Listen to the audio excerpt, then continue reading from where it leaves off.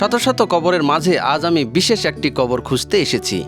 যেই কবরে রয়েছে মানিক মুক্তা হীরা জহরত সোনা দানা টাকা পয়সা সহ আরো অনেক কিছু।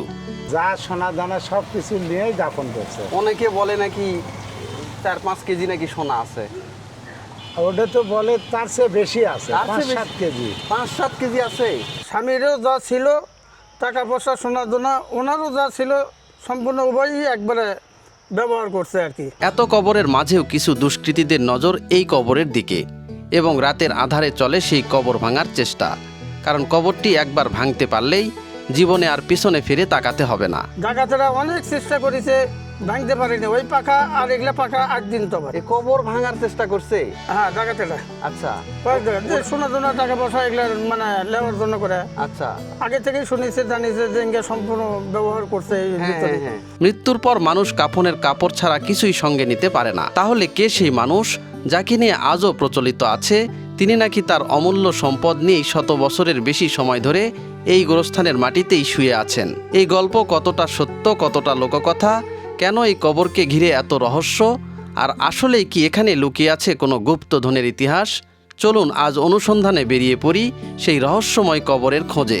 জানার চেষ্টা করি এর পেছনে লুকিয়ে থাকা ইতিহাস, ভালোবাসা আর রহস্যের অজানা গল্প।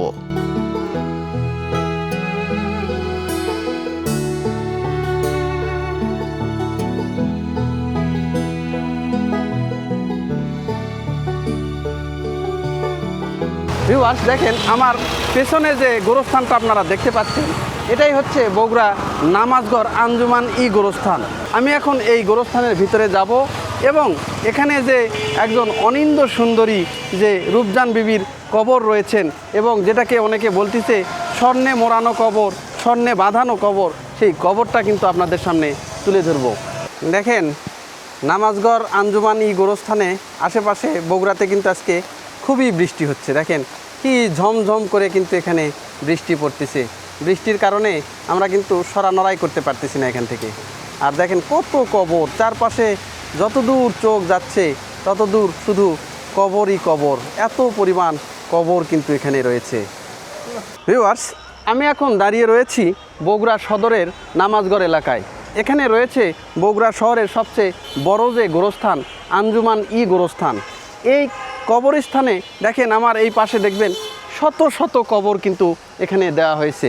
আপনাদের আগেও বলছি যেটা বগুড়া শহরের সবচেয়ে বড় গোরস্থান। তো আজকে আমি কিন্তু এই যে গোরস্থান যেটা রয়েছে সেই গোরস্থান কিন্তু আপনাদের দেখাতে আসিনি। এখানে এমন একজন সম্ভ্রান্ত মানুষের কবর রয়েছে যে কবরটা নিয়ে অনেক আলোচনা, কথাবার্তা এবং অনেক সমালোচনাও রয়েছে। এই কবরটা হচ্ছে রূপজান বিবির কবর। অনেকে বলে যে এই কবরটা নাকি স্বর্ণে বাঁধানো কবর, অনেকে বলে এই কবরটা নাকি স্বর্ণে মোড়া কবর। এই কবরটা যখন দেওয়া হয় তখন নাকি এখানে কয়েক মণ নাকি স্বর্ণালঙ্কার দিয়ে কিন্তু এখানে সেই রূপজান বিবিকে কবর দেওয়া হয়। কী জন্যে সেই কবরটা দেওয়া হয়েছিল এবং কে এই রূপজান বিবি তার বিস্তারিত কিন্তু তুলে ধরবো আজকের এই ভিডিওর মাধ্যমে। চাচা, আপনি কি এই গোরস্থানটা দেখাশোনা করতেছেন এখন? হ্যাঁ, এখন এখানে চাকরি করি।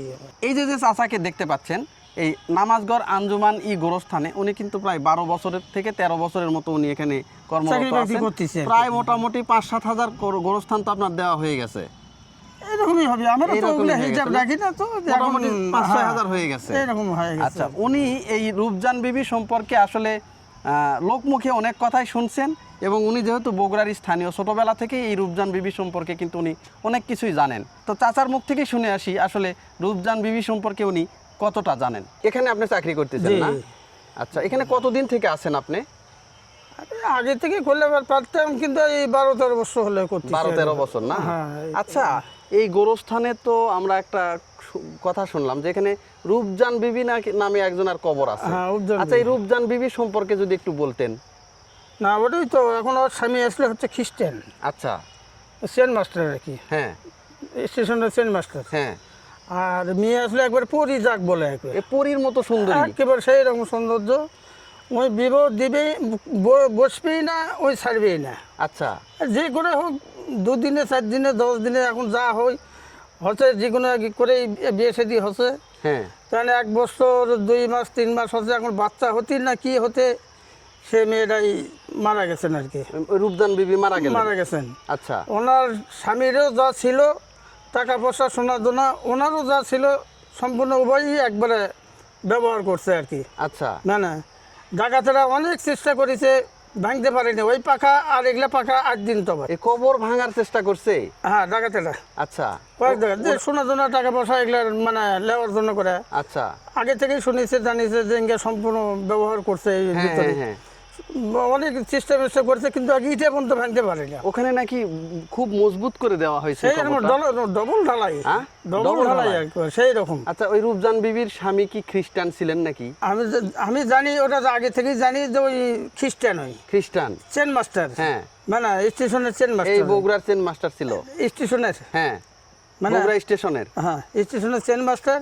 যে করেই হোক মানে এখন উভয়ই যে এখন 1 দিন 2 দিন 10 দিন 15 দিন এখন যে করেই হোক বিয়ে ওর সাথে হচ্ছে। হ্যাঁ। হয়ে যাওয়ার পর তখন আজ চলাফেরা করতে করতে তখন আজ 1 বছর 2 মাস 3 মাসের মতন হচ্ছে।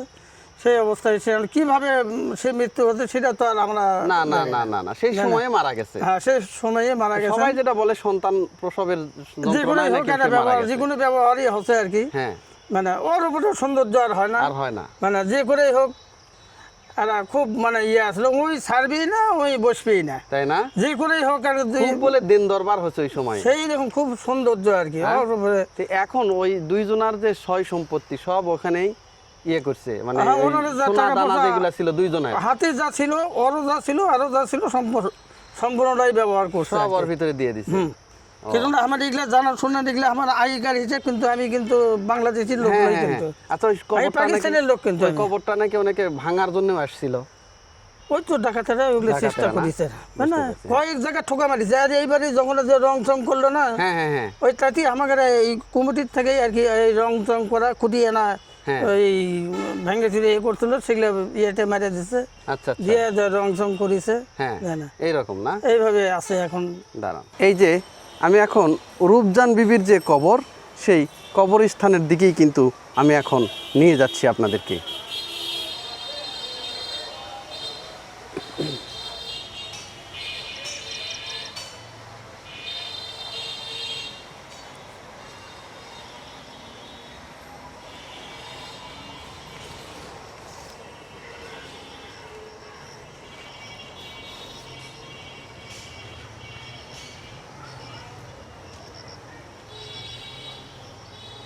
এই যে দেখেন, একদম গোরস্থানের পূর্ব দেয়াল ঘেঁষে যে গোরস্থানটা আপনারা দেখতে পাচ্ছেন, এটাই হচ্ছে সেই রূপজান বিবির সমাধি। দেখেন কি মজবুত করে এই কবরটা দেওয়া হয়েছে, অনেক মজবুত করে এখানে রাখা হয়েছে। এবং এখানে নেম ফলকে দুটা কথা এখানে লেখা আছে, আপনাদেরকে দেখায়। এখানে দেখেন, এখানে দেওয়া আছে, এটাই হচ্ছে রূপজান বিবির কবর। মৃত্যু ইংরেজি 10ই মার্চ 1915 সালে, 28 বছর বয়সে তিনি মারা যান। এবং এখানে একটা কবিতা লেখা রয়েছেন, যার স্মরণে কিন্তু এখানে দেওয়া হয়েছে, তার উদ্দেশ্যে যে সংসার প্রান্তভাবে লোভিয়া জনম, দিন বেশে ছিল উচ্চ প্রণয় বৈভবে, প্রেমিকের অশ্রু জলে গাঁথা এ সমাধি, হে পথিক কৃপা নেত্রে হেরিলে বারেক, ধন্য হবে শান্তি পাবে অন্তিম শয়নে। এবং দেখেন এখানে কিন্তু এই যে ইংরেজিতেও খোদাই করে কিন্তু লেখা আছে, এটাই হচ্ছে রূপজান বিবির কিন্তু সেই আলোচিত কবর। ভিউয়ার্স দেখেন, এই যে যে গোরস্থানটা দেখতেই পাচ্ছেন, এটাই হচ্ছে সেই ঐতিহাসিক রূপজান বিবির কিন্তু কবর। এই কবরটা সম্পর্কে কথিত রয়েছে অনেক কথাবার্তা। বলা হচ্ছে যে এই যে কবরটা ভালোবাসার স্মরণে যেমন সম্রাট শাহজাহান তাজমহল তৈরি করেছিলেন, তেমনি ইংরেজ বাবু এই রূপজান বিবির প্রেমে পড়ে তার সমাধিতে কিন্তু সেই সময়ের এই এত বড় একটা যে গোরস্থান সেটা কিন্তু উনি করে দিয়ে গেছেন। এবং এই কবরটা এতই মজবুতভাবে করে দেওয়া হয়েছে, কারণ রূপজান বিবি যখন মারা যান, আপনারা জেনে থাকবেন রূপজান বিবি ছিলেন কিন্তু বগুড়া শহরের যে অনিন্দ্য সুন্দরী একজন মহিলা, এবং সম্ভ্রান্ত মুসলিম ঘরে উনি জন্মগ্রহণ করেছিলেন। কিন্তু এই রূপজান বিবি এই যে বগুড়া সেউজগাড়ির পাশেই যে রেলওয়ে স্টেশন রয়েছেন, এখানে আজ থেকে প্রায় 100 কয়েক বছর আগে সেখানে ইংরেজরা কিন্তু আধিপত্য ছিল, এখানে কিন্তু ইংরেজরা কিন্তু শাসন করেছিল। সেই শাসন থেকেই ইংরেজ বাবু এখানে কিন্তু স্টেশন মাস্টার ছিলেন, কিন্তু তার নাম কি ছিল আজ পর্যন্ত কিন্তু জানা যায়নি। সেই ইংরেজ বাবু একদিন গোসল করতে এই রূপজান বিবিকে কিন্তু দেখতে পান এবং সেই দেখা থেকে আস্তে আস্তে তার মনের গভীরে একটা প্রেম হয় এবং প্রেম থেকে প্রণয়, সেই প্রণয়কে বাস্তবে রূপ দিতে তারা কিন্তু বিয়ে পর্যন্ত হয়। কিন্তু সেই সময়ে এই যে খ্রিস্টান বাবু এবং একজন মুসলিম মেয়ের কিন্তু বিয়ে এতটা সহজ ছিল না। সেই সময়ে সমাজ কিন্তু তাদের সামনে বিশাল একটা প্রাচীর তৈরি করেছিল।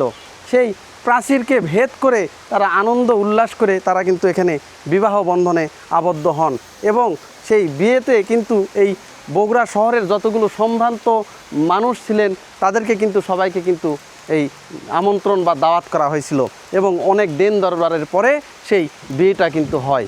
কিন্তু সেই সুখের সংসার বেশি দিন টিকলো না।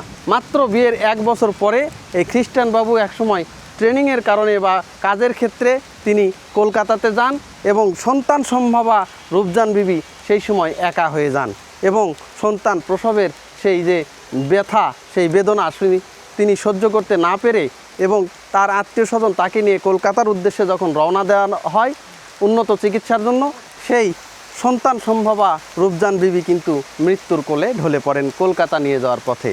তারপরে রূপজান বিবিকে কিন্তু এখানে সমাধি দেওয়া হয় এবং বলা হচ্ছে যে এই রূপজান বিবিকে যখন কবর দেওয়া হয় তার ব্যবহৃত যে স্বর্ণালঙ্কার এবং টাকা পয়সা ছিল এবং তার স্বামীর কাছে যে ব্যবহৃত স্বর্ণালঙ্কারগুলো ছিল সবগুলোই নাকি তার কবরের পাশে ওইগুলো রেখে দেওয়া হয়। তারপরে রূপজান বিবিকে কিন্তু কবর দেওয়া হয়।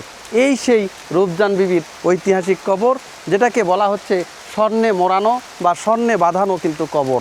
এবং এই কবরটার যখন শুনতে পান যে এখানে নাকি অনেক স্বর্ণালঙ্কার রয়েছে, অনেক ধন দৌলত রয়েছে, টাকা পয়সা রয়েছে, সেই সোনা দানা হীরা জহরত মানিক মুক্তা এইগুলো উঠানোর জন্যে এই যে বিভিন্ন সময় এই অঞ্চলের একজন বিখ্যাত ডাকাত কাবেজ ডাকাত উনি নাকি এখানে কয়েকবার এই যে হাতুড়ি দিয়ে এইগুলোতে ভাঙার চেষ্টা করছে, কিন্তু উনি ব্যর্থ হয়েছে। কারণ এটা হচ্ছে খুবই মজবুত একটা কবর। কিন্তু দেখেন এই যে এখানে নাকি একজন সম্ভ্রান্ত একজন নারীর কবর আছে, নাম রূপজান বিবি। হ্যাঁ, রূপজান বিবি। আসলে ইনার ঘটনাটা কি একটু বলেন তো?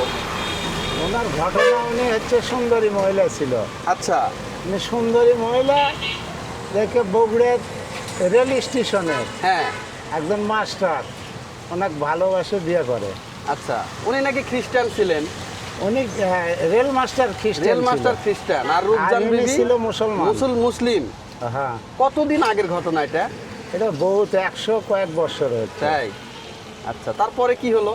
তারপরে মনে করেন যে ওদের বিয়ে হয়। বিয়ে হওয়ার পরে রূপজান বিবির পেটে বাচ্চা আসে। আচ্ছা, এই বাচ্চা আসার পরে সেখন তো আমাদের দেশে কোনো সিজারের ব্যবস্থা ছিল না। হ্যাঁ হ্যাঁ হ্যাঁ, কলকাতা নিয়ে গেছিল। আচ্ছা, কলকাতা যায়, ওইখানে সিজার করতে যায়, মারা যায়। হ্যাঁ, মারা যাওয়ার পরে ওকে ওইখান থেকে নিয়ে এসে ওর যে সোনা দানা অলংকার যা ছিল হ্যাঁ, সব কিছু সহকারে এখানে দাফন করে। এই কবরের ভিতরেই?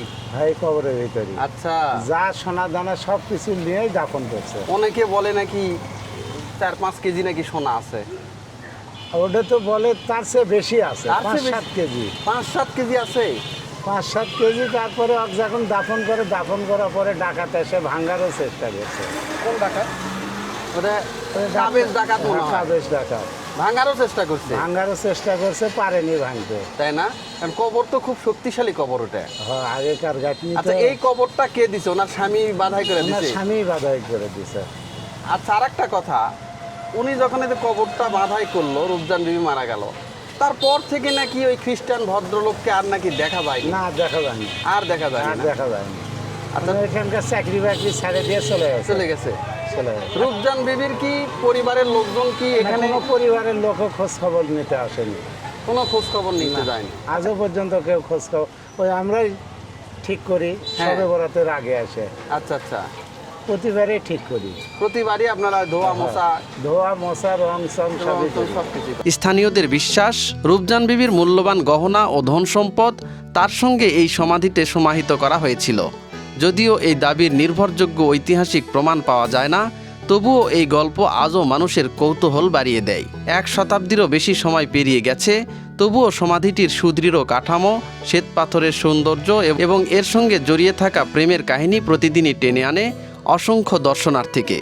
যেমন আগ্রার তাজমহল সম্রাট শাহজাহানের ভালোবাসার প্রতীক, তেমনি বগুড়ার মানুষদের কাছে রূপজান বিবির এই সমাধিও হয়ে উঠেছে ভালোবাসা, স্মৃতি আর ত্যাগের এক অনন্য নিদর্শন। সময়ের সঙ্গে সঙ্গে মানুষ বদলেছে, শহর বদলেছে, কিন্তু এই সমাধির নীরবতা আজও যেন একই কথা বলে, সত্যিকারের ভালোবাসা হয়তো মৃত্যুর পরও শেষ হয় না।